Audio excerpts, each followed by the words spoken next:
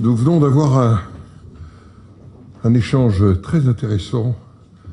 avec le ministre des Affaires étrangères pour faire le point sur ce nouveau chapitre du livre que nous écrivons ensemble depuis la visite du président de la République française en visite d'État auprès de Sa Majesté le Roi. Relation entre nos deux pays fondée sur l'héritage d'une histoire, sur une amitié profonde, sur des échanges que nous avons d'ailleurs rappelés ce matin en allant nous incliner sur la tombe de feu le roi Mohamed V, de feu le roi Hassan II, me rappelant, moi le gaulliste, que le roi Mohamed V était compagnon de la libération. Et cette amitié très très profonde, elle a pu connaître, comme toutes les amitiés, des périodes parfois où il y a des nuages, mais aujourd'hui, grâce à la volonté de nos deux chefs d'État, nous avons retrouvé un chemin dans lequel, je le dis, et c'est pas être immodeste, c'est le Sénat a joué un rôle important. Monsieur le ministre, vous avez eu l'amabilité de le reconnaître, au travers de la diplomatie parlementaire, de nos groupes d'amitié, de notre commission des affaires étrangères, de la défense et des forces armées, qui ont toujours maintenu, par une voie qui vous est chère, monsieur le ministre, c'est aussi la diplomatie parlementaire, qui n'est pas concurrente de la diplomatie des exécutifs, mais qui, quelque part, peut nouer des canaux et des réseaux. Et nous avons évoqué cette perspective de nouveaux canaux et de nouveaux réseaux,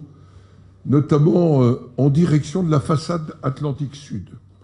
qui a été un long moment d'échange entre nous. Façade Atlantique Sud essentielle pour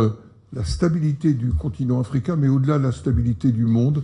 dans les nouvelles routes économiques qui parfois nous sont imposées par l'instabilité d'autres secteurs du monde, je pense au Proche-Orient. Et donc, ce partenariat, il nous apparaît que,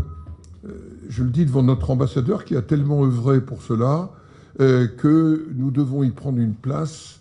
dans l'esprit de fiabilité, de priorité et de partenariat. Les trois mots-clés, monsieur le ministre, que vous nous avez, j'allais dire, proposés cet après-midi. Comme vous le savez, cette fin d'après-midi, notre délégation,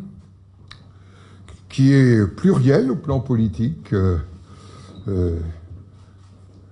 social-démocrate, madame, centriste, le président Marseille, et les républicains, le président de la commission, le président du groupe d'amitié et moi-même, nous allons, à l'invitation du président de la Chambre des conseillers, nous retrouver à La Haye-Sainte. C'est un symbole que le présent et l'avenir de cette partie des provinces sud, je reprends le terme du président de la République, il avait parlé du Sahara occidental, mais je suis précis en regardant la carte qui est dans votre bureau, monsieur le ministre, eh bien, ne pouvait, j'allais dire, se construire et s'inscrire que dans le cadre d'une souveraineté du Maroc. Et donc, nous allons voir aussi concrètement la présence d'établissements français d'enseignement,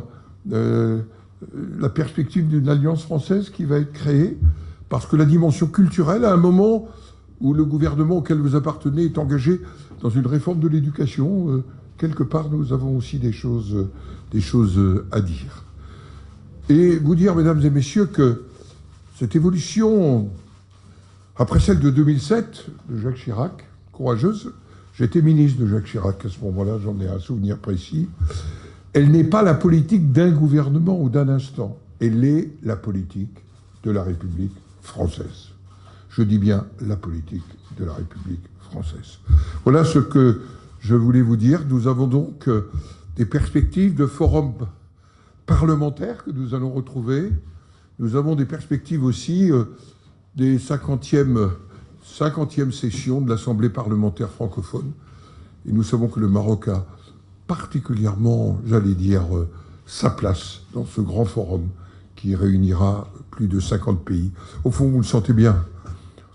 quelque part notre amitié nous a permis de franchir parfois les difficultés, mais notre amitié, elle est ouverte sur le présent et sur l'avenir. Merci, Monsieur le Ministre, de nous avoir accueillis.